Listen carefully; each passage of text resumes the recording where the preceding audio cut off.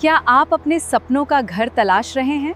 Shri Balaji tower Bainsla Buildcon द्वारा प्रस्तुत एक प्रीमियम, गवर्नमेंट अप्रूव्ड और रेरा रजिस्टर्ड रेसिडेंशियल प्रोजेक्ट, जहां शानदार लोकेशन, बेहतरीन सुविधाएं और हर दिन प्रकृति का खूबसूरत नज़ारा आपका इंतजार करता है। नेरल रेलवे स्टेशन से सिर्फ 5 मिनट की वॉकिंग दूरी पर। हर सुबह अपनी बालकनी से देखें खूबसूरत माथेरान का मनमोहक व्यू और खुली हवा का आनंद लें। यहाँ मिलती हैं मॉडर्न एलिवेशंस, विशाल terrace club house, grand gathering hall, सुंदर गजीबो, सोलर सिस्टम और बहुत कुछ। 24 घंटे पानी की सुविधा, सीसीटीवी सुरक्षा और पास में स्कूल एवं अस्पताल। आज ही श्री बालाजी टावर में अपने सपनों का घर बुक करें। अभी कॉल करें 93245213 पर और अपनी साइट विजिट बुक करें। नेरळ शहरातील वीज समस्येबाबत तरुणांनी थेट मुख्यमंत्री देवेंद्र फडणवीस यांना निवेदन देत तक्रार केली आहे। लोकप्रतिनिधींकडून या गंभीर प्रश्नांकडे अपेक्षित लक्ष दिले जात नसल्याचा आरोप करत आता युवा तरुण विशाल साळुंके यांनी तरुणांना सोबत घेत वीज समस्येविरोधातील लढा रस्त्यावर आणलाय। मागण्या मान्य न झाल्यास आंदोलन अधिक तीव्र करण्याचा इशारा देण्यात आला असून 15 ऑगस्ट पर्यंत तोडगा न निघाल्यास 20 ऑगस्ट पासून आमरण उपोषणाचा थेट इशारा देण्यात आलाय। मागील 3 महिन्यांपासून नेरळ शहर आणि परिसरात रात्रीच्या वेळी वारंवार वीज पुरवठा खंडित होत असल्याने नागरिक त्रस्त आहेत।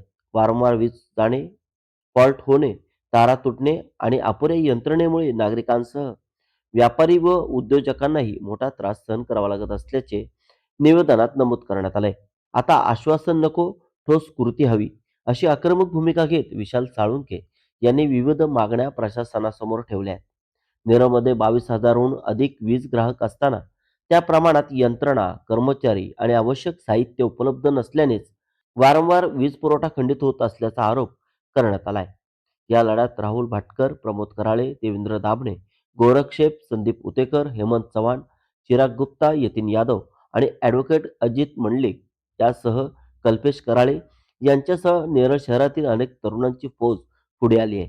तरुणांच्या या भूमिकेला परिसरातील असंख्य तरुणांचा तसेच नागरिकांचाही वाढता पाठिंबा मिळत असल्याने महावितरणाविरोधातील हा लढा आता अधिकच आक्रमक होण्याची चिन्हे आहेत।